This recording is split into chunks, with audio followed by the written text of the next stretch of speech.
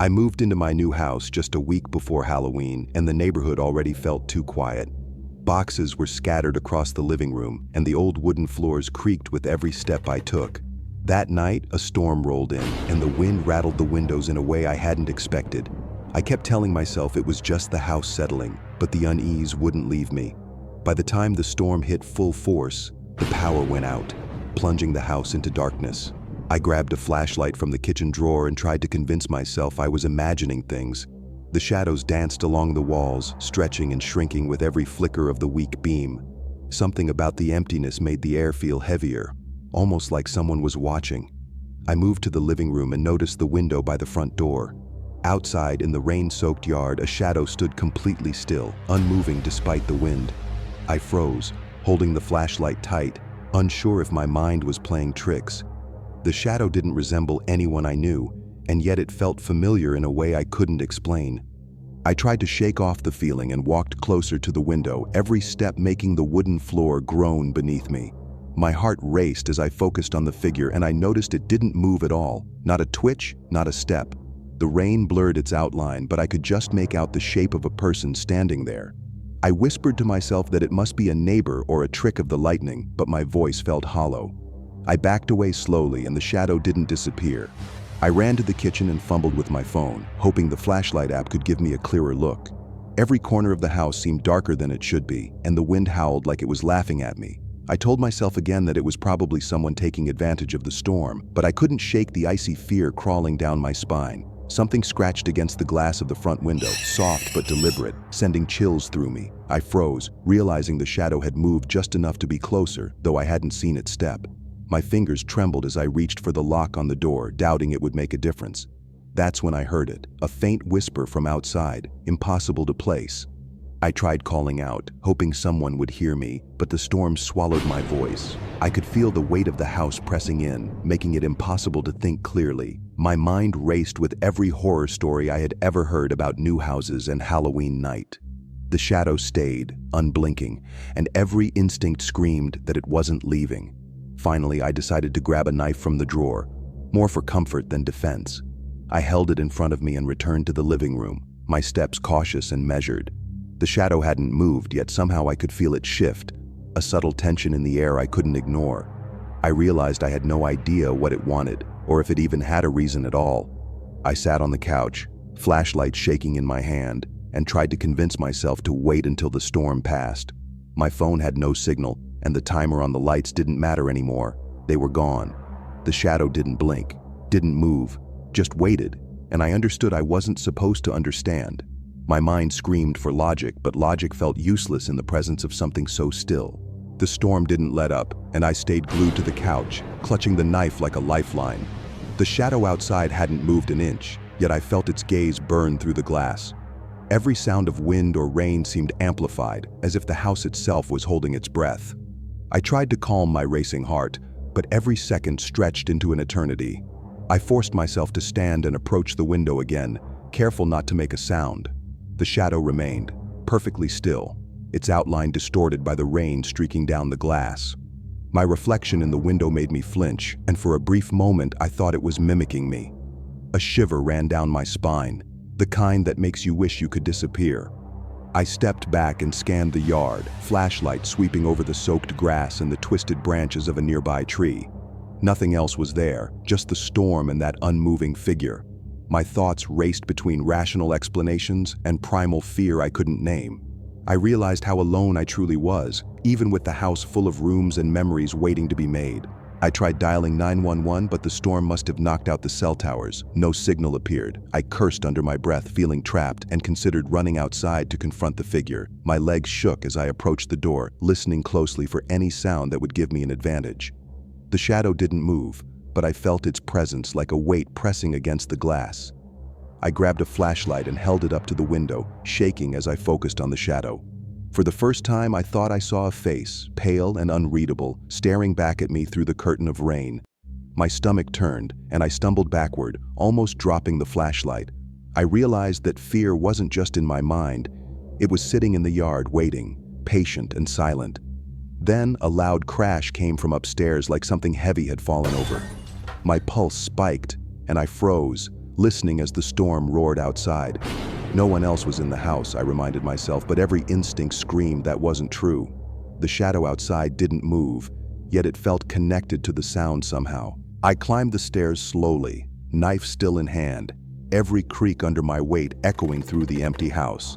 The upstairs hallway looked normal, nothing out of place, yet my senses screamed otherwise.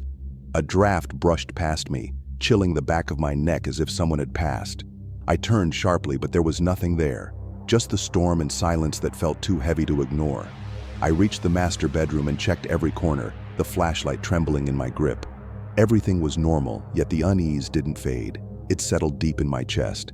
I realized that no matter what I did, the shadow outside controlled the tension in the house. It was patient, waiting for me to slip, to make a sound, or look away. I sat on the bed, exhausted, trying to steady my breathing and make sense of the night. The storm raged on, and the shadow outside remained, a silent observer, immune to the chaos around it. I felt the walls closing in, the dark corners of the house suddenly filled with possibilities I didn't want to imagine. Sleep seemed impossible, yet I had no choice but to wait and watch. I couldn't sit any longer and forced myself to the window, staring at the shadow that hadn't moved an inch. Rain poured down, blurring its shape, yet I could swear it was smiling. My hands shook as I pressed my forehead against the glass, trying to make sense of it. The storm felt endless, as if time had slowed just for this moment. Suddenly, the shadow tilted its head, watching me through the streaks of rain like it knew me. A chill ran through my body, unlike anything I had ever felt before. I whispered, "Who are you?" But only the wind answered, carrying a faint creak from the old tree outside. Every instinct told me to run, yet my legs refused to obey. I grabbed the door handle, debating whether to step outside or hide somewhere in the house. My flashlight flickered, and for a brief second, the shadow seemed closer. I blinked, and it was back near the tree, unmoving as if it had never budged.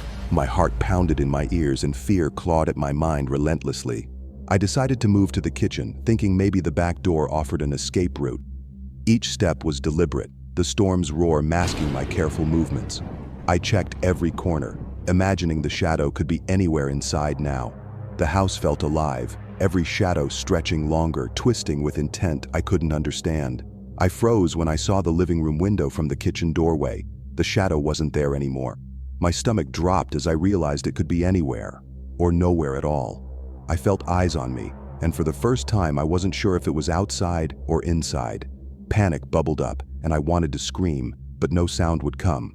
Then, a sudden knock on the front door made me jump, my knife clattering to the floor. I stared at the door, heart hammering, unsure if I should open it or run. The storm slammed rain against the windows, and the knocking continued. Slow, deliberate, patient. My body trembled as I realized something had been outside, and now it might be inside too. I ran back to the couch, flashlight shaking, trying to make sense of the night. Every creak, every gust of wind sounded like footsteps coming closer. I could no longer tell what was real, what was imagined, and what had followed me inside. The house, the storm, and that figure outside merged into one oppressive force I couldn't escape. I spent the rest of the night on the couch, watching the front window and clutching the knife. The shadow never left, unmoving yet unmistakably present, as if it owned the night.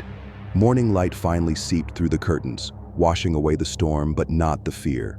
I realized that some things in the world don't move, yet their presence is enough to haunt you forever.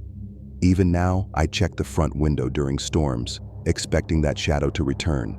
The house feels different at night, heavier, quieter, and strangely aware.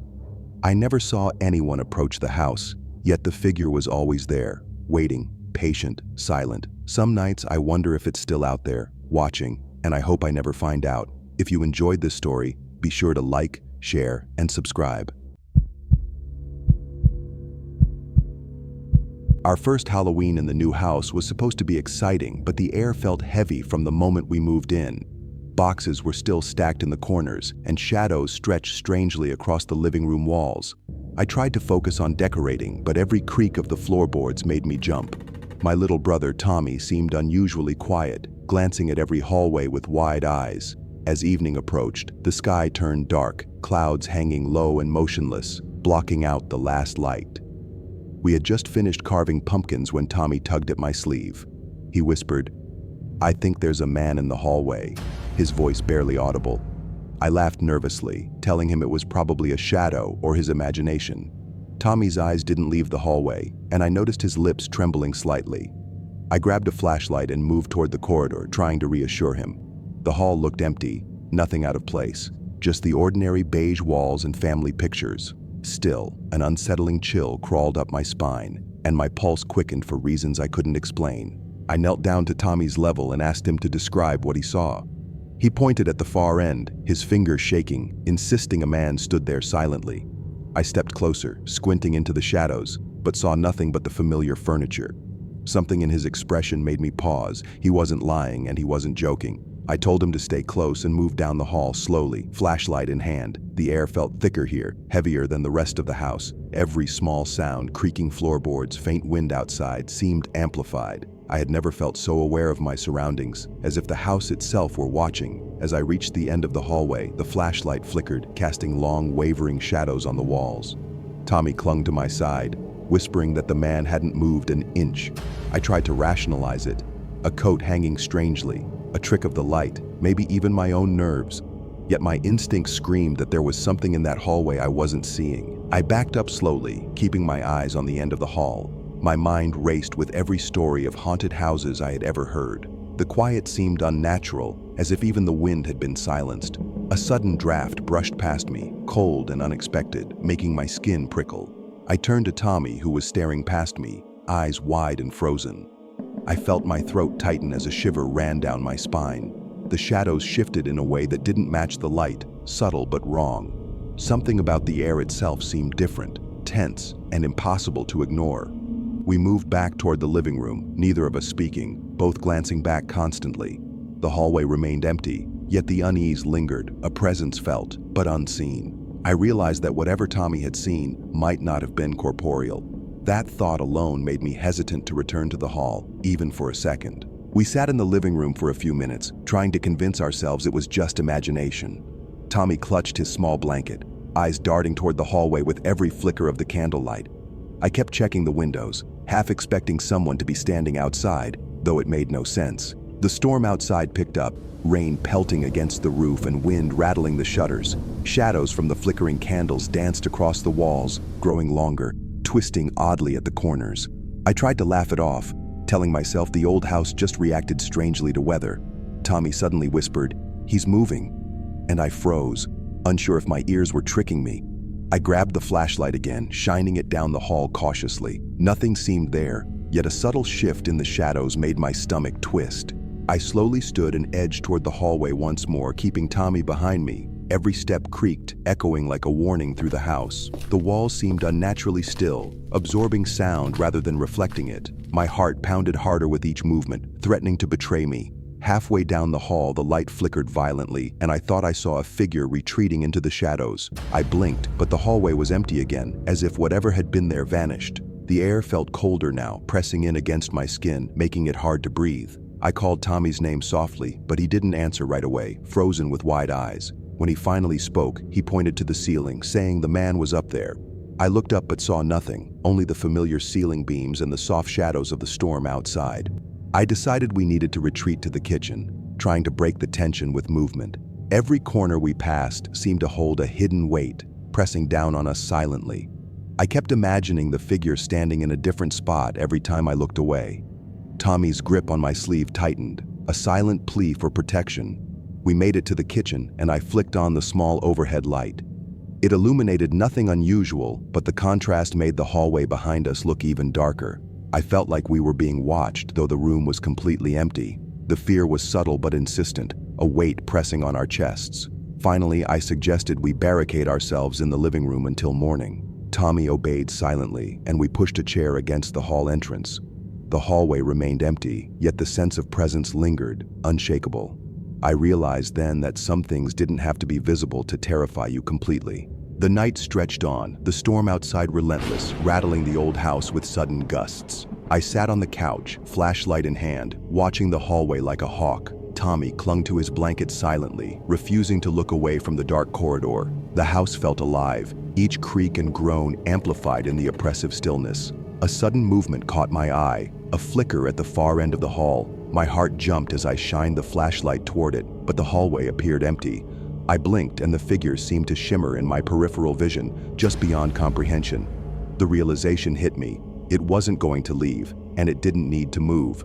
Tommy whimpered softly, whispering that it was coming closer, though nothing had stepped forward. I gripped the flashlight tighter, my knuckles whitening, trying to steady my breathing. Every shadow in the house seemed sharper now, almost alive, stretching in ways that made no sense. My mind raced to find reason, but reason offered nothing. I rose slowly, trying to keep my movements calm, stepping toward the hall. The air grew colder, heavier, pressing against my skin like a physical force. I felt eyes on us, unseen but insistent, waiting for the slightest distraction. The house seemed to tighten around us, making escape feel impossible despite the open doors. A soft whisper drifted from the hallway, unintelligible but unmistakable, brushing past my ears.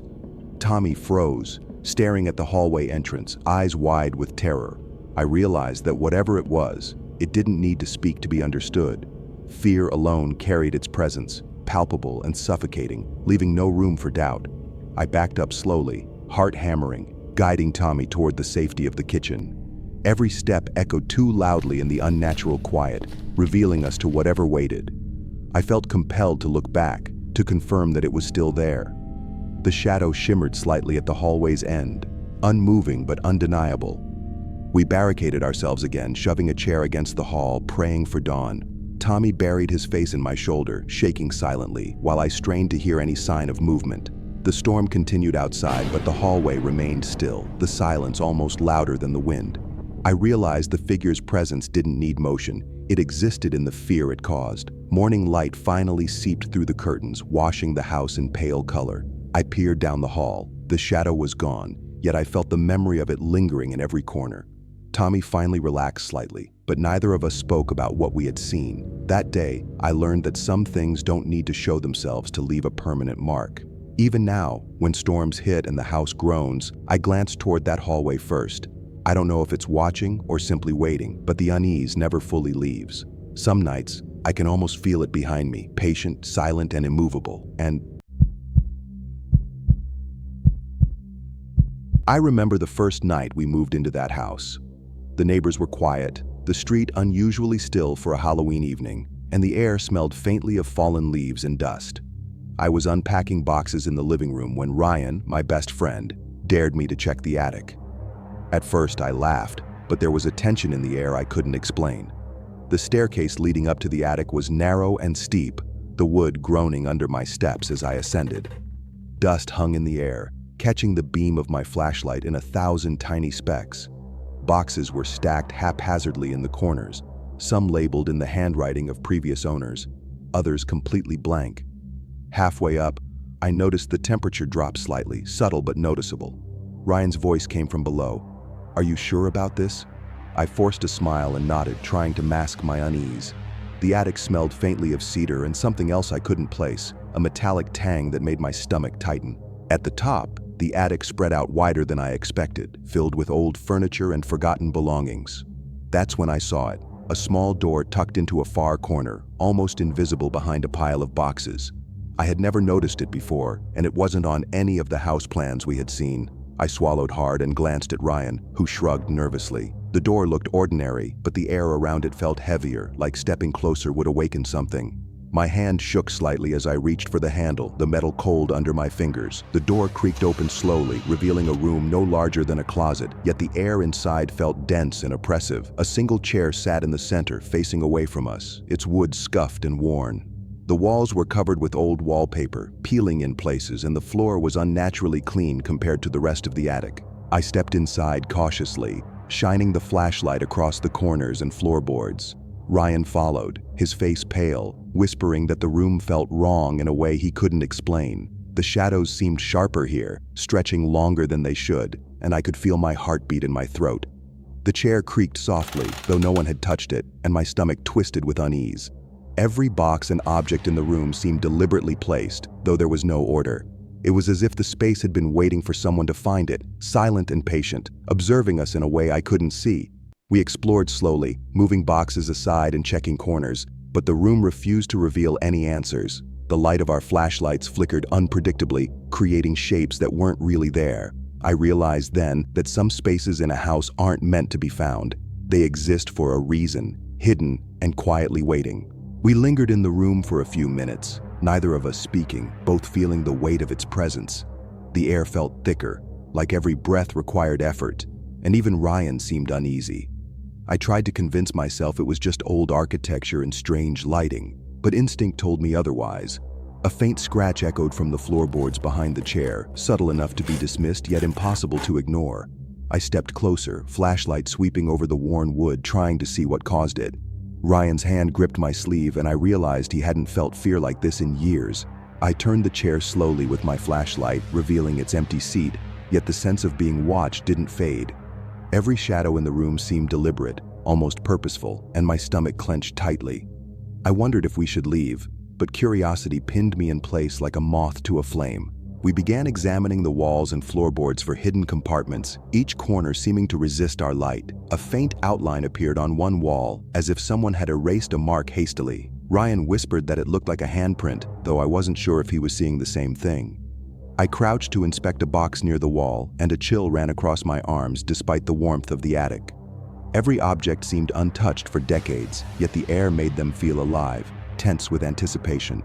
I imagined someone, or something, had been living here in secret, watching from the shadows. The door behind us rattled slightly, as if caught in a breeze that didn't exist. Ryan jumped and whispered sharply, "Did you hear that?" I held my breath, scanning the room for the source. The sound stopped, leaving only the oppressive silence that seemed to thicken with every passing second. I decided to check behind a stack of old trunks in the far corner, heart pounding. As I moved them aside, a narrow opening appeared in the wall, previously concealed by shadow. The space beyond was impossibly small, but a faint light seemed to emanate from within, beckoning silently. Ryan hesitated, muttering that maybe we should leave before discovering something we couldn't explain. I shook my head, curiosity overpowering the unease, and stepped closer to the opening. The air grew heavier still, as if warning us to stop, but I pressed on, flashlight trembling. We peered into the tiny hidden space, too small to be a proper room, yet clearly used for something. Faint scratch marks lined the walls, uneven and hurried, as if someone had been trapped or confined. I swallowed hard, realizing we had uncovered a part of the house no one was meant to see, silent but profoundly present. I took a deep breath and leaned closer to the narrow opening, peering into the dim space. It smelled faintly of mildew and something metallic, a scent that made my stomach twist. Ryan stayed just behind me, whispering that we shouldn't look, but his eyes betrayed his curiosity. Inside, the walls were lined with small scratches and notches, some almost forming shapes I couldn't fully comprehend. The faint light seemed to shift as if responding to our gaze, though there was no source I could see. I realized that whatever had been here before us had left a trace, patient and waiting. Suddenly, the chair in the center of the attic creaked loudly, spinning slightly, though no one touched it. My heart thudded in my chest and I froze, unsure if we had awakened something unseen. The air seemed to press closer, filling every corner with a weight I couldn't shake.